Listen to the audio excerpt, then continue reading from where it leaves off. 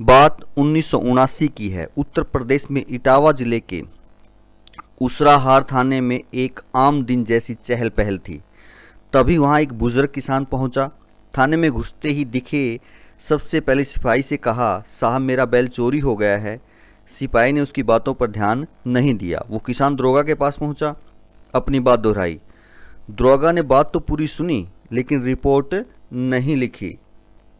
निराश होकर वो किसान थाने से जाने लगा। तभी बाहर खड़े एक सिपाही ने कहा, बाबा चढ़ावा तो चढ़ाओ, काम हो जाएगा। किसान वापस थाने के अंदर गया। मोल भाव के बाद 35 रुपए की रिश्वत लेकर रिपोर्ट लिखी गई। रिपोर्ट लिखने के बाद मुंशी ने किसान से पूछा, बाबा ये बताओ कि हस्ताक्षर करोगे कि अंगूठा लगाओगे? किसान ने कहा, हस्ताक्षर। इसके बाद किसान ने जेब से एक मोहर निकाली और उस कागज पर थोप दिया। उस मोहर पर लिखा था, प्रधानमंत्री भारत सरकार। किसान के रूप में पहुंचा शख्स कोई और नहीं बल्कि भारत के 5वें प्रधानमंत्री चौधरी चरण सिंह थे। इमरजेंसी की वजह से कांग्रेस के खिलाफ ऐसा माहौल बना कि 1977 के चुनाव में इंदिरा गांधी रायबरेली सीट 55,000 वोटों से हार गई। जबरन नसबंदी की वजह से विलेन बने इंदिरा के बेटे संजय गांधी भी अपनी सीट अमेठी से हार गए। कांग्रेस 179 सीटों पर सिमट कर रह गई। विपक्षी नेताओं को मिलाकर बने जनता पार्टी गठबंधन के चुनाव जीतते ही प्रधानमंत्री पद के लिए 3 दावेदार सामने आए, मोरारजी देसाई, जगजीवन राम और चौधरी चरण सिंह। आखिरकार मोरारजी देसाई प्रधानमंत्री बने। चरण सिंह को गृह मंत्रालय दिया गया लेकिन वो इस फैसले से खुश नहीं थे। कुछ ही महीनों में अंदरूनी खींचतान शुरू हो गई। चरण सिंह खुद को प्रधानमंत्री की कुर्सी पर देखना चाहते थे। वो मोरारजी देसाई को डू नथिंग प्राइम मिनिस्टर कहते थे। इस तरह उन दोनों में आपसी खींचतान ज्यादा बढ़ने लगी। दोनों के मतभेद राजनीतिक गलियारों से निकलकर जनता तक पहुंचने लगे थे।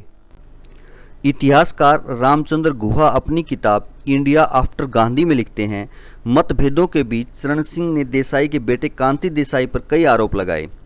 देसाई पहले से चौधरी चरण सिंह के व्यवहार से खुश नहीं थे। बेटे पर लगाए गए आरोप की वजह से उनकी नाराजगी बढ़ गई और 1978 में उन्होंने चरण सिंह को अपनी कैबिनेट से बाहर कर दिया। चरण सिंह ने शक्ति प्रदर्शन के लिए एक विशाल किसान रैली का आयोजन किया। चूंकि वो किसान नेता थे इसलिए रैली में अच्छी संख्या में भीड़ जमा हुई। जनता के बीच गुस्से को देखकर सरकार डर गई और चरण सिंह को वापस मंत्रिमंडल में लेना पड़ा। दोबारा मंत्रिमंडल में आने पर चरण सिंह देश के उप प्रधानमंत्री बने। इसके साथ वित्त मंत्रालय का काम भी अपने जिम्मे लिया। उधर दलित वोट बैंक का ध्यान रखते हुए बाबू जगजीवन राम को भी उप प्रधानमंत्री बनाया गया। यह पहला मौका था जब देश में एक साथ 2 उप प्रधानमंत्री बने थे। जुलाई 1979 में संसद के मानसून सत्र में जनता पार्टी के खिलाफ अविश्वास प्रस्ताव पेश हुआ। चरण सिंह ने बगावत कर दी और अपने सांसदों के साथ सरकार से समर्थन वापस ले लिया। इस सिचुएशन में मोरारजी देसाई को प्रधानमंत्री पद से इस्तीफा देना पड़ा। सरकार बनाने के लिए लोकसभा में कम से कम 50% का बहुमत जरूरी है। कांग्रेस के पास 189 सीट थी, विपक्ष के पास 227 सीटें थी। वहीं चरण सिंह की पार्टी भारतीय लोकदल के पास 48 सीटें ही थी। भारतीय लोकदल के साथ जनसंघ, कांग्रेस और सोशलिस्ट पार्टी ने एक होकर जनता पार्टी बनाई थी जिसने कांग्रेस को शिकस्त दी। इस चुनाव में जनता पार्टी के पास इतने वोट थे कि वो सत्ता की दावेदारी कर सके। इस बीच लोकसभा चुनाव हार चुकी इंदिरा की कांग्रेस ने चरण सिंह की पार्टी को सपोर्ट करने का ऑफर दिया। चरण सिंह इस ऑफर को मान गए और इस तरह वो 28 जुलाई 1979 को देश के 5वें प्रधानमंत्री बन गए। मोरारजी देसाई की कैबिनेट में कानून मंत्री हुआ करते थे शांति भूषण। वो अपनी आत्मकथा कोर्टिंग डेस्टिनी में लिखते हैं, 1978 में चुनाव में कोई गड़बड़ी न हो इसके लिए एक कैबिनेट कमेटी बनाई गई थी। मेरे अलावा इस कमेटी के सदस्य थे चरण सिंह, लालकृष्ण आडवाणी, प्रताप चंद्र। कमेटी की बैठक में एक बार चरण सिंह कुछ देर से पहुंचे। वो पत्रकारों को अपने देर से आने का कारण बताने लगे। एक पत्रकार ने उनसे पूछ लिया, आप प्रधानमंत्री बनने के लिए बहुत तत्पर लग रहे हैं। चरण सिंह ने गुस्से में कहा, प्रधानमंत्री बनने की महत्वाकांक्षा रखने में कोई बुराई है क्या? दरअसल इमरजेंसी के बाद हुए लोकसभा चुनाव के प्रचार में इंदिरा गांधी ने सरकारी पैसों से खरीदी गई 100 जीपों का इस्तेमाल किया था। लिहाजा भ्रष्टाचार के आरोप में इंदिरा को गिरफ्तार करने का फैसला किया गया। उनकी गिरफ्तारी की तारीख 1 अक्टूबर तय की गई। जब चरण सिंह की पत्नी गायत्री देवी को यह बात पता चली तो उन्होंने गिरफ्तारी की तारीख बदलने की बात कही। गायत्री देवी का कहना था कि 1 अक्टूबर को शनिवार है, इस दिन अगर इंदिरा गिरफ्तार होती हैं तो दूसरे दिन संडे होने की वजह से उन्हें बेल नहीं मिलेगी और एक महिला के लिए यह दिक्कत की बात होगी। चरण सिंह पत्नी की बात मान जाते हैं, गिरफ्तारी की तारीख को बदलकर 2 अक्टूबर करने का आदेश दे देते हैं। इंटेलिजेंस ब्यूरो के पूर्व डीआईजी विजय करण उन्हें 2 अक्टूबर को गिरफ्तारी की सलाह नहीं देते हैं। वो कहते हैं कि अगर गांधी जयंती के दिन गिरफ्तार किया गया तो पूरा मुद्दा कहीं और भटक जाएगा। 3 अक्टूबर इस काम के लिए परफेक्ट रहेगा। चरण सिंह को यह बात सही लगी। 2 अक्टूबर को वो सीबीआई के डायरेक्टर को बुलाते हैं, इंदिरा की गिरफ्तारी का आदेश देते हैं। इस तरह 3 अक्टूबर को इंदिरा गांधी को गिरफ्तार कर लिया जाता है।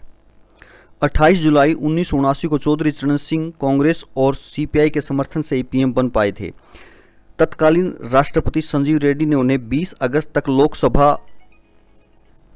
लोकसभा में बहुमत साबित करने का मौका दिया, लेकिन इंदिरा गांधी ने 19 अगस्त को ही अपना समर्थन वापस ले लिया और सरकार गिरा दी।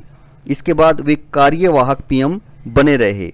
उस वक्त की हिम्मत मैगजीन ने पहले ही खबर छापी थी कि इंदिरा ने चरण सिंह को प्रधानमंत्री तो बना दिया, लेकिन वो मध्यावधि चुनाव चाह रही हैं। इंदिरा जानती हैं कि चुनाव होने पर उन्हें ज़्यादा फायदा मिलेगा। मैगजीन ने यह भी लिखा कि इंदिरा गांधी को बदला लेने और अपनी बात मनवाने का मौका मिल गया। उन्होंने शर्त रख दी कि कांग्रेस नेताओं के खिलाफ जो मामले चरण सिंह ने मोरारजी सरकार में मंत्री रहने के दौरान दर्ज करवाए हैं उन्हें वापस ले लिया जाए। यह शर्त चौधरी चरण सिंह को मंजूर नहीं थी, उन्हें इस्तीफा देना पड़ा। इसी तरह वो 28 जुलाई 1979 से 14 जनवरी 1980 तक ही पीएम रह पाए।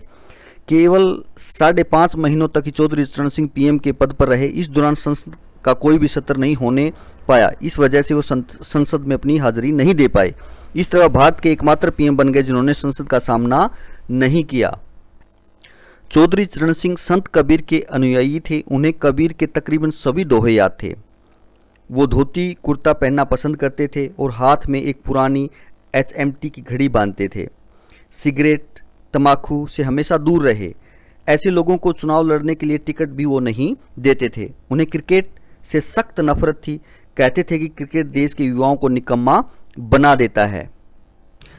तो इस प्रकार से ये 5वें कार्यकाल था प्रधानमंत्री का, जो हमारे देश के 5वें प्रधानमंत्री बने। आपको कैसा लगा आप कमेंट्स में बता सकते हैं। धन्यवाद।